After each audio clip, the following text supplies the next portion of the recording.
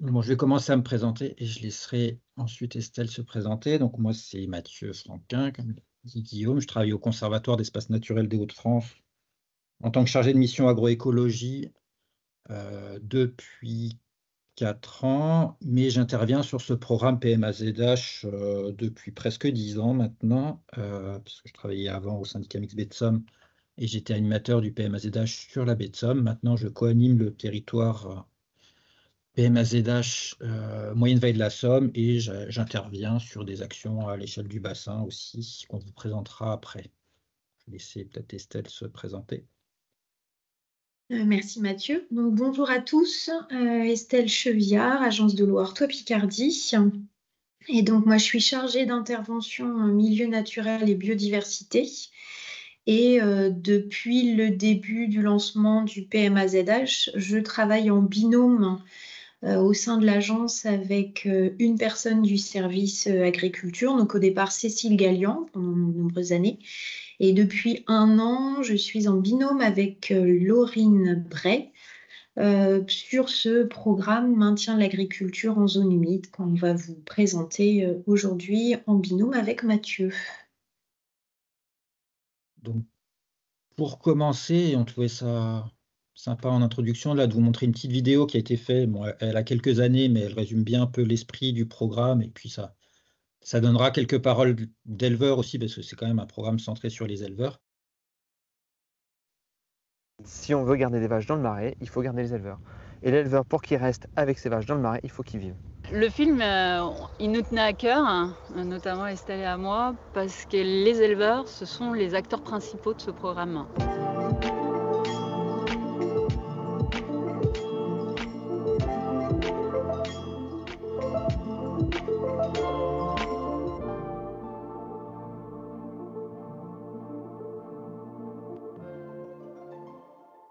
Au départ, j'étais fixé sur un type de prairie. Je me mettais un objectif, je veux un régras trèfle parce que voilà, on nous dit que c'est là où on a le plus de lait. Mais au final, j'ai pas forcément des prairies qui sont prêtes à ça. Et j'avais des pratiques qui faisaient que je voulais pousser au régras trèfle, mais à côté de ça, mes prairies ne pouvaient pas le faire. Donc j'ai appris à travailler avec la flore que j'avais sur mes prairies. Ça t'a cassé un préjugé, le fait de mettre plus d'herbe dans la ration? Tu t'es peut-être dit, je vais avoir moins de production, des animaux qui vont perdre un peu d'état. Oui. Et puis finalement, donc c'est bien le lien qu'il y a entre la gestion technico-économique, le visuel, hein, et puis concrètement les résultats. L'objectif n'est pas forcément de courir après un litrage à la vache, mais plutôt un litre économique. On était plutôt dans une opposition entre écologie et agronomie. Soit j'arrive à faire de la production mais je baisse l'aspect biodiversité, soit je fais de la biodiversité mais ça n'a pas d'intérêt pour l'exploitation. Là, on a vraiment des exemples maintenant d'exploitations qui voient l'intérêt d'avoir de la biodiversité au sein de leur prairie. Et là, on passe vraiment sur un système gagnant-gagnant. La première ressource de l'exploitation, c'est vraiment l'herbe. J'ai la moitié de prairie. Et ça me permet de nourrir mon troupeau une grosse partie de l'année sans être dépendant d'achats extérieurs. Pour moi, en allaitant, c'est plus simple de travailler à l'herbe parce que les animaux ils sont dehors, j'ai pas les nourrir, quoi. C'est eux qui se débrouillent. Le rôle de l'agence de l'eau par rapport à ce programme maintien de l'agriculture en zone humide, tout d'abord ça a été de le lancer en 2013, de mettre en place ce programme sur les 8 territoires du bassin Artois-Picardie et d'animer, de faire du lien entre les 8 territoires. Ce qui nous a paru important, c'était de mettre autour de la table les différents acteurs qui intervenaient sur ces territoires avec des visions, des regards différents entre ceux qui sont plus sur les aspects écologiques, ceux qui sont plus sur les aspects agronomiques, le foncier, les collectivités, et travailler ensemble, un peu en mode intelligence collective. On fait le point donc à mi-parcours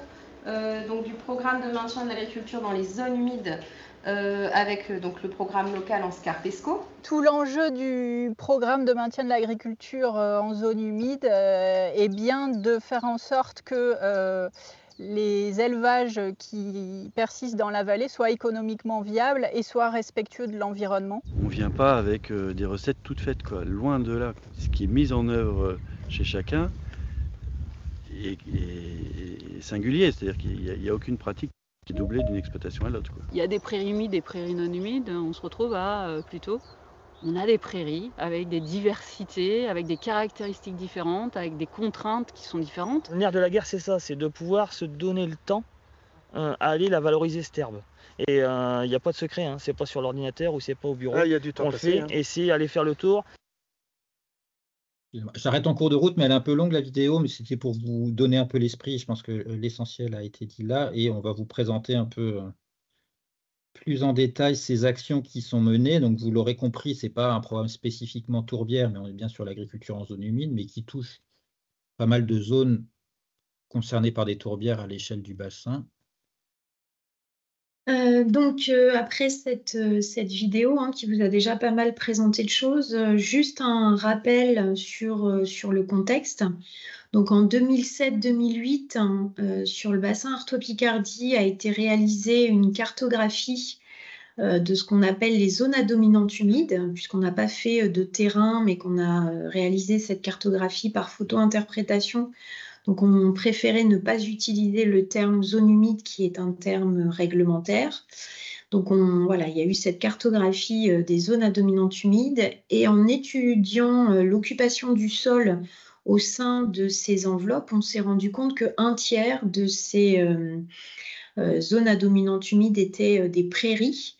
Et donc, il nous paraissait vraiment important pour pouvoir préserver ces prairies qui rendent énormément de services écosystémiques, que ce soit en termes de biodiversité, de lutte contre l'érosion et le ruissellement, de gestion au mieux des crues ou des étiages, la préservation de la qualité de la ressource en eau, de faire en sorte de pouvoir les préserver, et ça en répondant aux enjeux de l'Agence de l'eau, tant sur la préservation de la biodiversité que sur la préservation de la ressource en eau. Et donc, on a, dès 2013, lancé ce programme maintien de l'agriculture en zone humide. Donc, pour répondre à ces enjeux et maintenir à la fois les prairies et les prairies humides, donc on a lancé le programme maintien de l'agriculture en zone humide pour pouvoir expérimenter des actions ambitieuses et puis innovantes pour permettre un équilibre, comme ça a été montré dans la vidéo, à la fois entre le maintien et le développement d'une agriculture viable sur ces espaces, et en préservant les milieux prairiaux et leurs fonctionnalités. Pour ce faire, 5 axes de travail ont été proposés. Donc un accompagnement technique des agriculteurs, une optimisation de l'aide publique en regardant de près au départ les MAEC, en travaillant sur le volet foncier, valorisation de produits agricoles, et puis surtout pour pouvoir valoriser et capitaliser les expériences, d'avoir des évaluations et des fiches de capitalisation.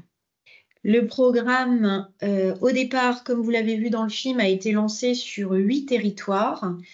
Mais aujourd'hui, on a 6 territoires qui sont toujours éligibles au programme maintien de l'agriculture en zone humide. Donc, on a la plaine maritime picarde, dont ce programme a été lancé dès 2012. Scarpesco depuis 2013. La basse vallée de la Slac, le Lavénois, le Marais Audomarois, la moyenne vallée de la Somme. Et puis, actuellement, est à l'étude un 7e territoire qui se trouverait sur le bassin versant de la Canche, mais qui pour l'instant est encore en construction. Donc ça, ce sont les territoires PMAZH sur lesquels l'Agence de l'eau Artois-Picardie peut apporter des aides financières sur l'accompagnement technique, l'animation, etc., à travers son 12e programme d'intervention.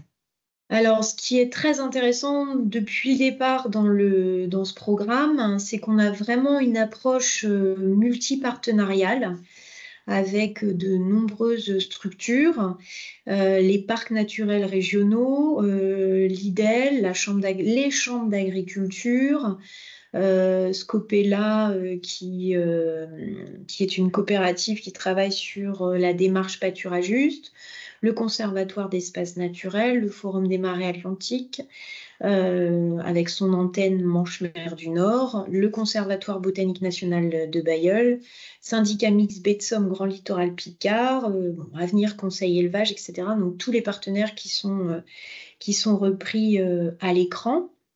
Et donc, ça permet à chacun d'apporter ses compétences et puis surtout de pouvoir travailler en transversal, à la fois avec des personnes spécialisées sur le volet plus écologique et d'autres plus sur le volet agronomique.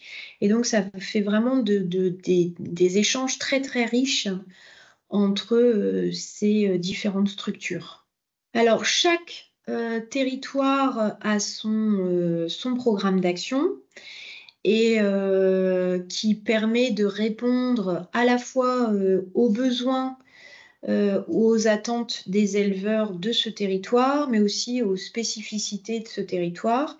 Et donc, pour cette gouvernance dynamique et collective, à l'échelle de chaque site, on a à la fois une co-animation entre une structure plus agricole et une structure environnementale. Par exemple, si on prend la moyenne vallée de la Somme, on aura à la fois une co-animation, là c'est même plutôt un trinôme, entre la Chambre d'agriculture de la Somme, le département de la Somme et puis le Conservatoire d'espaces naturels. On a pour chacun des sites un comité de pilotage avec éleveurs et collectivités en plus des partenaires techniques que vous avez pu voir tout à l'heure. Et ensuite, un comité technique avec l'ensemble des partenaires qui travaillent les propositions, le plan d'action, la co-construction, etc. Ensuite, il y a, en fonction des sites, une ou plusieurs réunions collectives et participatives avec les éleveurs engagés. Et puis, suivant les besoins du territoire, des groupes thématiques peuvent être mis en place. Par exemple, on a eu la création à un certain moment du programme, un groupe foncier sur la basse vallée de la Slac, un groupe sur le développement d'une viande en marais audomarois, etc., etc. Et donc, ça vraiment spécifiquement à chaque territoire. Et ensuite, pour qu'on ait quand même une cohésion et des apports mutuels entre chacun des territoires du programme maintien de l'agriculture en zone humide, on a des échanges à l'échelle du bassin afin d'unir les compétences et puis les connaissances. Et donc là, ça permet de développer un réseau des acteurs du bassin travaillant sur l'agriculture et la préservation des zones humides, avec des échanges techniques, des partages d'expériences, la mutualisation des connaissances, et tout ceci également en lien avec d'autres groupes de réflexion nationaux ou internationaux, et notamment avec le plan national d'action milieu humide, qui a un axe particulier sur le volet zone humide et agriculture. Et donc, ces échanges, ça peut être à la fois des groupes de travail pendant un court moment pour travailler sur un sujet spécifique, et puis ensuite sur d'autres thématiques. Donc, cette organisation à l'échelle du bassin, excusez-moi, j'avais un petit truc qui me perturbait. Elle s'organise comme ça, hein. En tout cas pour le bassin Artois-Picardie, on va avoir plusieurs groupes de travail qui sont à l'échelle du bassin, avec des comités paiement pour services environnementaux, la commission permanente eau et agriculture, un plan bio, et puis dans toutes les actions menées par l'agence sur le volet agricole, on a donc ce programme PMAZH. Et comme je vous l'indiquais, on a des groupes de travail bassin sur différentes thématiques. Donc aujourd'hui, on a un groupe de travail économie, un groupe de travail enseignement pour pouvoir diffuser au sein des lycées agricoles toutes les expériences ou tous les résultats acquis au cours de ce programme. Un GT communication, un GT défi patrimoine naturel, où là, ce qui est très intéressant, c'est vraiment de faire ce travail transversal entre agro et naturaliste, et puis un GT sur la démarche pâturage juste. Donc après, on peut mettre en place des journées d'inclusion pour les nouveaux techniciens qui rentrent dans le PMAZH, des journées techniciens pour faire plus ample connaissance, partager.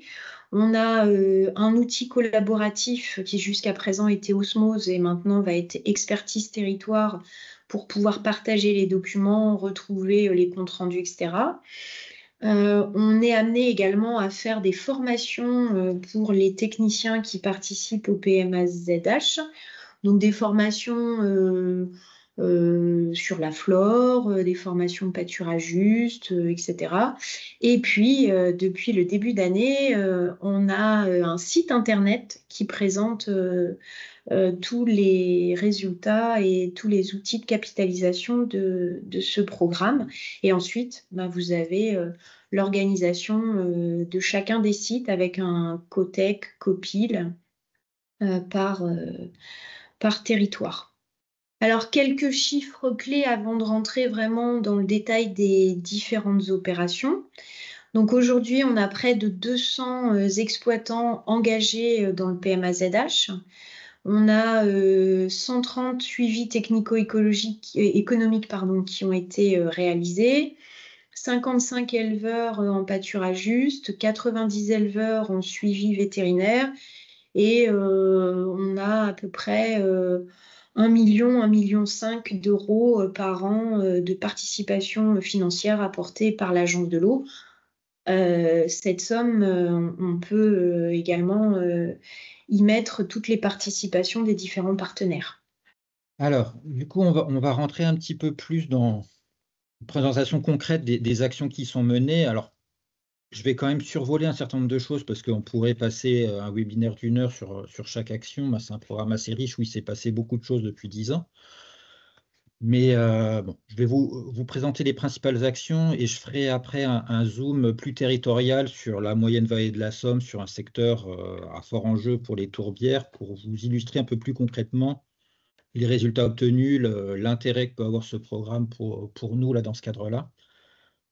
Donc, je vais reprendre un peu les actions dans l'ordre et puis dans l'ordre historique. Donc, les accompagnements technico-économiques des agriculteurs, donc ça, c'est les actions qui sont menées par les chambres d'agriculture, Avenir Conseil Élevage et les organismes agricoles de suivi assez classique pour eux des agriculteurs, mais c'est vraiment une porte d'entrée des agriculteurs dans le programme, c'est qu'on leur offre, entre guillemets, un service qui peut être payant par ailleurs d'analyse assez fine du fonctionnement technico-économique de leur exploitation, mais avec un but derrière de mieux comprendre comment ça fonctionne et comment on peut mieux valoriser, faire des économies de charges, notamment pour valoriser l'élevage en zone humide. Donc, moi, je ne suis pas un expert de la gestion technico-économique, mais voilà un peu le principe, c'est les conseillers agronomes qui vont éplucher les factures des agriculteurs pour arriver au calcul d'une marge brute, donc la différence entre les produits et les charges sur un atelier d'élevage, et pour pouvoir en faire une analyse, donc une analyse individuelle, mais aussi une analyse de groupe comparatif pour voir où se situe un agriculteur par rapport à un autre, pour apporter du conseil personnalisé. Donc ça, c'était une des bases du programme. Et cette acquisition de données technico-économiques, elle a permis aussi à la fois de faire des références zones humides, mais il y avait une entrée dans le programme au départ, c'était de voir en quoi, entre guillemets, l'élevage en zone humide pouvait être un handicap économique pour les agriculteurs, parce qu'il y avait une ambition d'aller négocier une aide qui s'appelle l'ICHN, indemnité compensatoire de handicap naturel, qui existe en zone de montagne, par exemple. Et donc, le but, c'était d'essayer de négocier à l'échelle nationale ou européenne une indemnité spécifique pour les zones humides, bon, qui a abouti au final, mais pas sur ce qu'on souhaitait, qui concerne uniquement les zones Ramsar. Nous, on a plusieurs zones Ramsar chez nous, donc il y a certains agriculteurs qui sont concernés. Mais voilà, donc ça a permis en tout cas d'acquérir beaucoup de connaissances technico-économiques et de références. Alors, quand même de calculer des moyennes, parce que donc, les chambres d'agriculture font ce type de suivi sur des groupes de référence en dehors des zones humides, donc ce qui permet d'avoir un comparatif. Donc là, c'est des analyses qui ont été faites là, sur la première période du PMSZH 2012-2018. Le petit graphique, hein, ça montre du coup à gauche les éleveurs suivis en zone humide, à droite le groupe de référence hors zone humide de la chambre d'agriculture. Donc on voit que la moyenne est donc de marge brute pour 1000 litres de lait, donc là c'est sur des exploitations laitières, est un petit peu plus haute en moyenne pour les groupes de référence hors zone humide. Mais ce qui était surtout intéressant dans tous les résultats qu'on a eu technico-économiques, c'était de voir que les groupes en zone humide étaient assez hétérogènes, mais qu'on pouvait avoir des gens parmi les meilleurs de toutes les références qui pouvaient être en zone humide, des fois avec des surfaces de zone humide importantes. Ce qui montre cette hétérogénéité, que la zone humide n'est pas forcément un handicap, mais par contre, et là, le croisement avec l'analyse technique faite par les chambres d'agriculture montrait que c'était plus la technicité, donc la bonne adaptation, la bonne maîtrise technique du système par les agriculteurs qui faisait que certains pouvaient être très, très bons en zone humide, d'où l'importance dans le programme de ce travail sur l'accompagnement technique. Donc ça, c'est quelque chose qui existe depuis plus de 10 ans, 12 ans, qui reste quand même assez plébiscité par un certain nombre d'agriculteurs parce que ça leur permet de savoir où ils se situent, d'avoir une analyse de leur système régulière. Et concrètement, qui les a fait aussi rentrer dans le programme pour aller sur les actions des fois un peu plus écologiques, qui n'est pas forcément leur première clé d'entrée, quoi. Cet accompagnement technico-économique, bon là, un exemple, ce que ça permet aussi de calculer, c'est les apports du programme d'un point de vue économique. Donc là, un éleveur suivi dans le PMAZH depuis 2016. Le suivi des marges a permis de voir dans les actions qu'il a menées, notamment réduction de fertilisation, modifier son pâturage, diminuer l'âge au vélage. Donc ça, c'est des accompagnements techniques faits dans le cadre du PMSZH au travers de pâturage juste ou d'autres actions. La marge technico-économique réalisée par la Chambre a permis de montrer 1 500 € d'économie annuelle sur l'amélioration de la gestion des prairies, 2 500 € d'économie annuelle sur l'augmentation du produit viande. Donc voilà, là, ça a permis de concrétiser un peu pour un certain nombre d'agriculteurs les gains apportés ou pas. Après, on a des gens, sur l'ensemble du groupe, on a quand même des personnes chez qui le revenu ne bouge pas. Il y en a certains qui réduisent. Donc, il y a cette analyse qui est faite. Voilà, donc ça, c'est une action importante. L'autre action importante et qui intéressait fortement les éleveurs depuis le départ, c'est la question de la gestion du parasitisme interne. Donc là, on est vraiment aussi à la croisée des chemins de l'écologique et de l'économique. Le parasitisme interne en zone humide, c'est un des facteurs quand même de perte de revenus important pour les éleveurs. Il y a des parasites spécifiques, bovins ou ovins en milieu humide, qui peuvent aller jusqu'à la mortalité des animaux, mais souvent à des pertes d'état, des pertes de poids et donc des pertes de revenus. Donc les éleveurs sont obligés de traiter avec des molécules, certaines qui peuvent être très impactantes pour le milieu naturel, pour les insectes, donc les insectes coprophages, les bousiers, mais aussi pour la faune aquatique d'une manière générale. L'idée, là, depuis 2013, c'est d'avoir mis en place un accompagnement gratuit pour les éleveurs avec un groupement vétérinaire qui s'appelle VETEL, pour faire à la fois des analyses. Donc, les analyses pour les agriculteurs sont prises en charge pour voir le taux d'infestation et pour pouvoir adapter des traitements avec le vétérinaire en essayant de cibler les molécules les moins impactantes aux périodes les plus propices pour ne pas avoir d'impact sur le milieu naturel, et tout en protégeant les animaux suffisamment, mais en maintenant l'immunité. Donc, il y a toute une démarche en fait d'accompagnement, des audits, du suivi, financé pareil à 100% là, par l'Agence de l'eau. Et ce qui permet aux agriculteurs d'être un peu plus sereins et de pouvoir réduire quand même. Donc là, c'est les résultats qui sont à droite, c'est l'enquête qui a été réalisée par Vettel au bout de 7 ans de suivi auprès des éleveurs. Donc, quand même une diminution des traitements, une meilleure prise en charge des parasites. Voilà, et tout un réseau de vétérinaires qui est formé, des formations pour les éleveurs, pour les techniciens aussi en parallèle. Donc 110 éleveurs accompagnés depuis 2013. Alors, c'est pas exactement les mêmes chiffres que dans la diapo d'Estelle tout à l'heure, mais les chiffres précédents étaient de 2020, je crois, là je les ai un peu actualisés. Dans l'accompagnement technique, on en est arrivé aussi là après une première phase, on va dire du PMAZH, où sur 2012 jusqu'à 2016, on était sur des actions à la fois donc, des suivis écologiques faits par les naturalistes, des relevés floristiques, des inventaires, et la gestion technico-économique par les agronomes. Et on s'est dit, à un moment, faut qu'on trouve une façon de pouvoir mieux travailler ensemble et de croiser les thématiques et un accompagnement. Et donc, on s'est appuyé là sur Scopella et la démarche Pâturage Juste, qui a vraiment cette vocation-là pour apporter de l'écologie dans un conseil plus agronomique à la valorisation des prairies. Donc, Pâturage Juste, c'est un réseau d'éleveurs national, mais également une démarche d'accompagnement qui a pour principe d'accompagner les éleveurs pour leur redonner confiance dans les ressources fourragères issues des milieux naturels, dont les prairies humides, et pour ça, de s'appuyer sur la compréhension des processus biologiques propres à ces milieux, c'est-à-dire s'appuyer sur de l'écologie, comprendre comment les végétations fonctionnent pour voir l'interaction entre les animaux et ces végétations, et avec un objectif aussi assez fort et qui a un peu chamboulé les conseillers, mais aussi les gestionnaires d'espaces naturels ou les naturalistes qu'on peut être.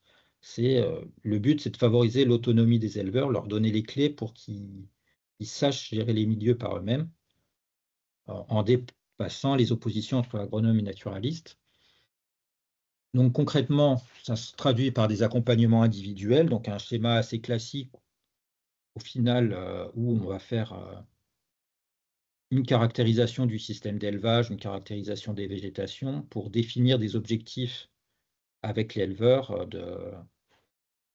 C'est l'éleveur qui définit ses objectifs sur une base d'une caractérisation qu'on va faire ensemble pour programmer une conduite de pâturage, la suivre et l'ajuster. Bon, ça paraît assez simple, mais ça fait appel après à tout un tas de connaissances. Déjà, caractériser les végétations, ça a été un apprentissage un peu pour tout le monde, c'est qu'on les caractérise d'un point de vue agroécologique. On ne regarde pas juste quelle plante est là, mais c'est comment elle pousse, c'est quoi sa précocité. Est-ce qu'elle repousse rapidement après un pâturage? Est-ce que la feuille reste verte longtemps, garde une capacité qu'on appelle de report sur pied, qu'on puisse venir pâturer plus tard? Donc voilà, tout un tas de techniques en fait derrière ça qui nous permet, bon là je vous ai mis un type de schéma de programmation chez un éleveur, quelqu'un allait travailler sur le pâturage du jonc. Donc voilà, un accompagnement individuel avec des visites régulières de parcelles, toujours faites en commun avec un écologue, on va dire, un agronome et l'éleveur pour apprendre en commun aussi le fonctionnement des prairies, ajuster le pâturage. Et en parallèle, un pendant collectif toujours à cette démarche, c'est-à-dire mettre les éleveurs ensemble pour qu'ils échangent et qu'ils apprennent en commun. Tout ce qu'on dit toujours là dans Pâturage Juste, c'est que les techniciens sont au même plan que les éleveurs, on apprend autant d'eux qu'eux apprennent de nous, donc on fait des visites de ferme, il y a des formations, des temps d'échange thématiques, il y a un groupe aussi d'échange entre techniciens à l'échelle du bassin qui s'est formé progressivement par ces rencontres. Et là, c'est un peu la nouveauté cette année. Ça fait 2-3 années qu'on essaye d'impliquer aussi un peu plus les gestionnaires d'espaces naturels dans cette démarche. Et là, donc, il y a une formation, il y a un groupe de formation qui démarre prochainement là, avec des gestionnaires d'espaces naturels qui souhaitent faire évoluer la façon dont ils travaillent avec les éleveurs, mieux se comprendre. Donc, on a 5 journées de formation sur 2 ans là, qui se mettent en place et qui permettent aussi d'élargir à des structures qui n'étaient pas forcément impliquées directement dans le PMAZH, comme Eden 62, ou certains collègues du conservatoire qui n'étaient pas directement impliqués. Donc voilà, une action importante qui a été quand même assez fédératrice, qui se développe aussi dans le PMAZH. Ensuite, sur la partie action publique, donc les MAEC, donc les mesures agro-environnementales, c'est une action assez forte, alors qui existe en dehors du PMAZH, c'est la politique agricole commune, c'est des mesures contractuelles proposées aux agriculteurs en lien avec des engagements agro-environnementaux. Là, dans le cadre du PMAZH, l'Agence de l'eau finance une animation renforcée sur ces territoires. Il y a eu aussi ce qu'évoquait Estelle, des réflexions pour aussi améliorer le dispositif. Donc faire des propositions de cahier des charges améliorées au ministère pour essayer que ce soit pris en compte au moment des réformes de la PAC.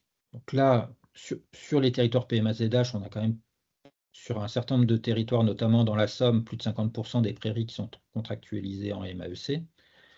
Par contre, ces MAEC, elles ont un cadre quand même assez fixe et assez contraignant qui, dans certains territoires, notamment les territoires du Nord-Pas-de-Calais, les cahiers des charges de ces MAEC convenaient plus vraiment aux éleveurs, a été difficile à mettre en œuvre et du coup, l'Agence de l'eau a proposé aussi là, de pouvoir expérimenter des paiements pour services environnementaux, donc un autre dispositif avec des indicateurs plus de résultats à l'échelle d'exploitation. Et donc là, c'est aussi sur des territoires PMAZH que ça s'est développé dans la région. Basse-Vallée de la Slac, sur Scarpesco et un petit peu sur la Vénois, donc 41 exploitants qui sont engagés dans ces PSE expérimentaux en lien quand même pas mal avec le maintien des zones humides. Donc voilà, encore de l'expérimentation là, qui a été portée dans le cadre du PMAZH. Il y a quand même tout un volet suivi, partage des connaissances écologiques sur les prairies. Le point de départ sur beaucoup de territoires PMAZH a été de faire une cartographie des prairies selon leur degré d'humidité. Donc là, avec pour en tout cas 4 des 6 territoires, une cartographie qui a été réalisée sur l'intégralité des territoires PMAZH, qui a permis d'acquérir quand même pas mal de connaissances parce que c'était fait selon la méthode de détermination des zones humides, c'est-à-dire croisement des critères pédologiques et floristiques dans les parcelles. Donc ça a été fait partiellement sur 2 autres territoires, uniquement chez des éleveurs qui étaient impliqués, sur des plus grands territoires sur lesquels c'était plus complexe, notamment la Vénois et Scarpesco, je crois. Donc des actions donc, en plaine maritime Picarde, un observatoire agroécologique des prairies qui est en place depuis 2017, qui permet de suivre l'évolution des prairies sur un certain nombre d'indicateurs, donc les surfaces en prairie, mais aussi des placettes floristiques suivis tous les 2 ans sur un certain nombre de parcelles, des suivis d'espèces indicatrices telles que le Vano UP, même la mise en place d'un indice de qualité phytocénotique des prairies avec le Conservatoire botanique de Bailleul qui a permis d'expertiser plus de 500 hectares de prairies et leur état de conservation phytosociologique.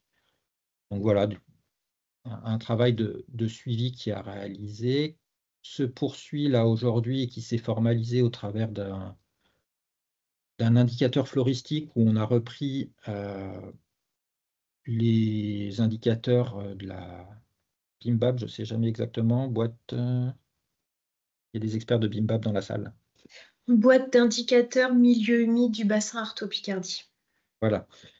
Donc en tout cas, on a mis en place un indicateur commun à tous les territoires, donc PMAZH, donc le suivi de 60 prairies sur chaque territoire, avec un relevé floristique par prairie tous les 3 ans, pour calculer donc, les indicateurs BIMBAP et d'autres indicateurs là, qui sont encore à l'étude, pour avoir un peu un suivi dans le temps de l'état de ces prairies, en lien avec aussi quand même des actions, donc c'est des prairies qui sont chez des agriculteurs engagés dans le programme, qui mettent en œuvre des changements de pratiques. Donc voilà, ça démarre, donc je n'ai pas forcément de résultats à vous présenter. Des diagnostics biodiversité aussi, donc là des tests en 2024. Donc on met en œuvre encore des nouveaux outils là, pour accompagner les éleveurs, leur porter à connaissance de la biodiversité qu'il y a sur leurs exploitations. Et voilà, pouvoir en faire un support de dialogue avec les éleveurs et les conseillers. Le concours des pratiques agroécologiques qui est organisé sur nombreux territoires. Donc là, ça fait partie du concours général agricole du Salon de l'agriculture, mais sur les prairies pour récompenser l'équilibre agroécologique. Donc il est organisé sur 4 territoires PMAZH. Ça permet, en tout cas, c'est un outil de communication, d'échange, mais qui permet de mettre des coups de projecteur sur des pratiques quand même intéressantes.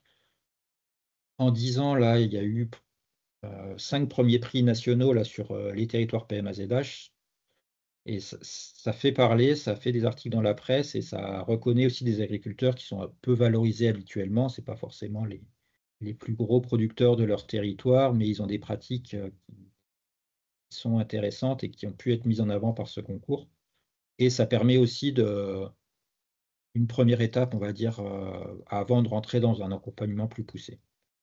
J'ai laissé un petit peu la main à Estelle. Oui, alors je vais passer très rapidement. Donc en fait, dans les axes de travail du PMAZH, on avait aussi un axe sur le foncier. Donc là, il y a différentes actions qui ont été menées en fonction des territoires. Une veille foncière mise en place sur la basse vallée de la Slac, en partenariat avec le Conservatoire du littoral. La recherche de nouvelles parcelles, des conventionnements avec des gestionnaires d'espaces naturels, des conversions de terres arables en prairies, donc voilà, des sujets divers en fonction des besoins.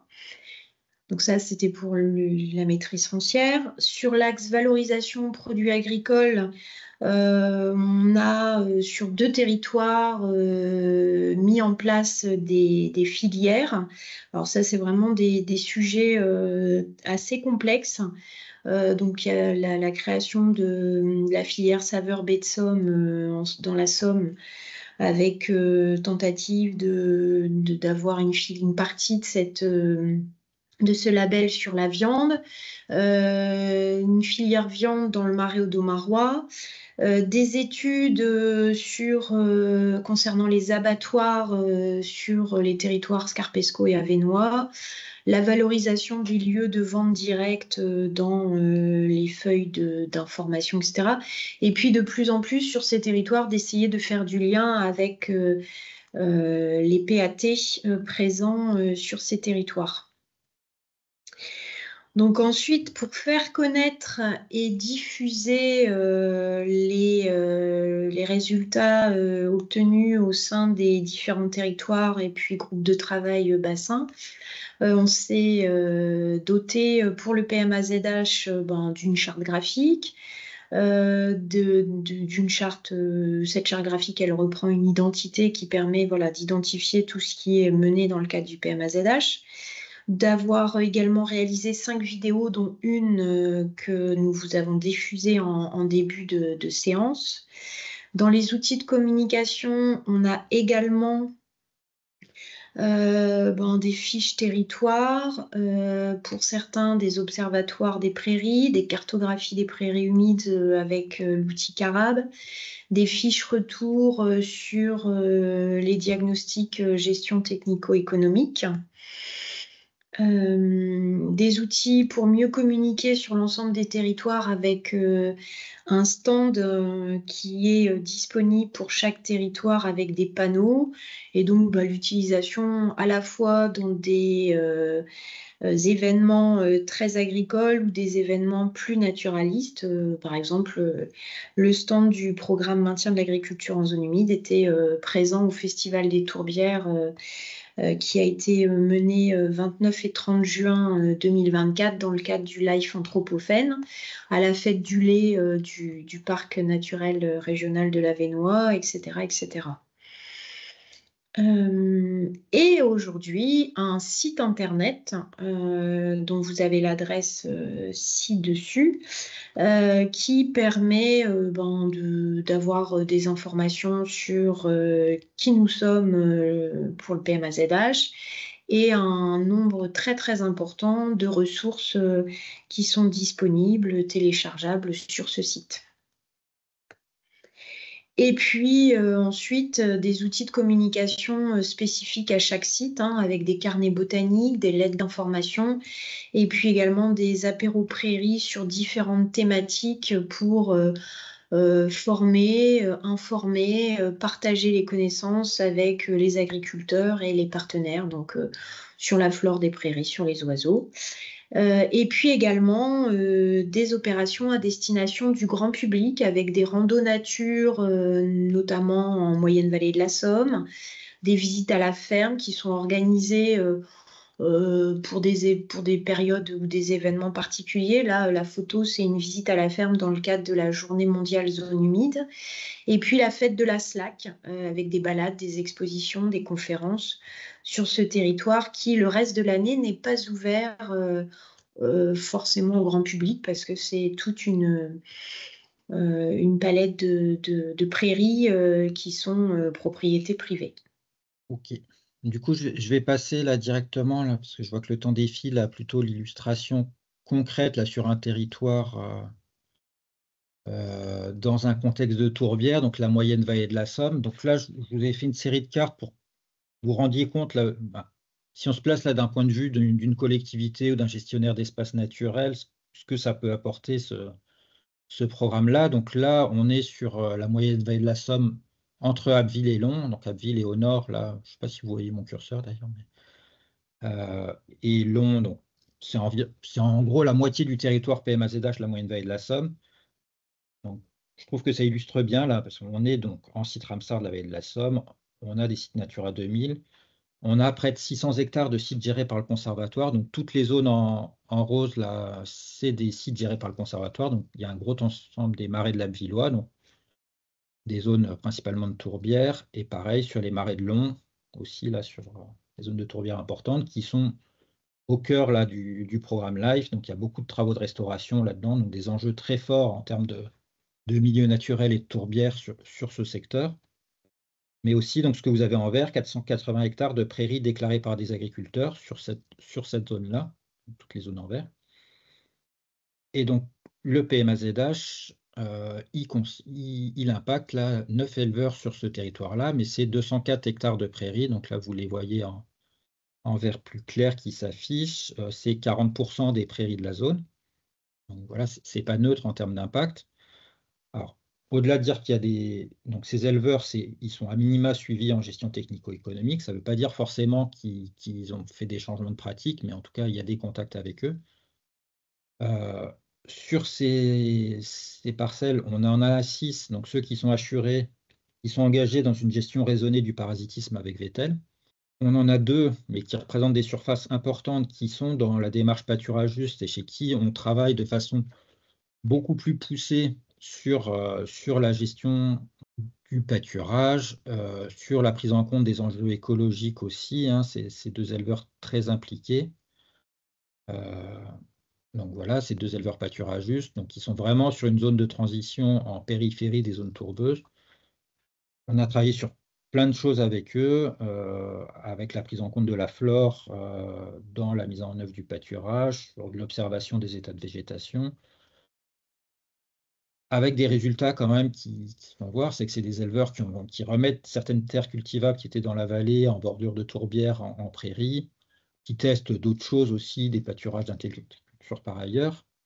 Et c'est des éleveurs qui maintenant travaillent avec le conservatoire pour aller pâturer une des zones restaurées dans le cadre du LIFE, donc les marais de Marais-Cobert. Et ce lien avec Pâturagiste, avec le PMAZH, ça nous a largement facilité le travail avec ces éleveurs, ça a créé la confiance entre nous et ça permet d'avancer sur ce travail-là. Et en parallèle, sur tous ces secteurs, grâce aussi à l'animation PMAZH, on a 18 agriculteurs sur l'ensemble de ce secteur-là, donc 300 hectares qui sont engagés en MAEC. Et donc là, c'est des engagements concrets sur les pratiques mises en œuvre. Donc 60% des prairies du territoire, avec, dans une grande majorité des cas, arrêt de fertilisation, pâturage extensif avec un chargement limité ou des retards de fauche. Et là où on voit que c'est intéressant, c'est que ça va concerner des prairies qui sont vraiment en marge ou autour de sites gérés par le conservatoire avec des forts enjeux et toute une zone qui est transitoire entre les 2 grands sites gérés par le CEN sur ce secteur-là, quoi. En plus de ça, là, on a quand même pas mal de relevés de suivi floristique. Donc, toutes les prairies en orange, c'est des prairies qu'on suit, et depuis 2016, certaines au niveau floristique. Et pour nous aussi, conservatoire, ça nous a permis de mettre le pied dans des prairies qui n'étaient pas en site géré, qu'on ne connaissait pas forcément, qui nous a permis de découvrir des prairies à très fort enjeu écologique qui étaient peu ou pas connues, qu'on a pu engager en MAEC, qu'on arrive à suivre régulièrement, même si elles ne sont pas dans les sites gérés directement, pas conventionnées par le conservatoire. Donc, même d'identifier là des prairies, donc la troisième là qui permet là dans le cadre du LIFE d'être une source de semences qu'on a été récoltée pour réensemencer des terrains restaurés par le LIFE. Donc voilà concrètement là pour nous aussi l'apport du programme et le travail qu'on peut faire avec ces éleveurs. Donc certains même sont prêts à s'engager plus avec nous, donc à conventionner avec le conservatoire pour aller encore plus loin sur leur exploitation. C'était peut-être un peu dense. Il y a beaucoup de choses dans ce programme, donc c'est difficile en fait à en faire un résumé. Bon, on s'était mis l'ambition de présenter 10 ans de programme PMAZH.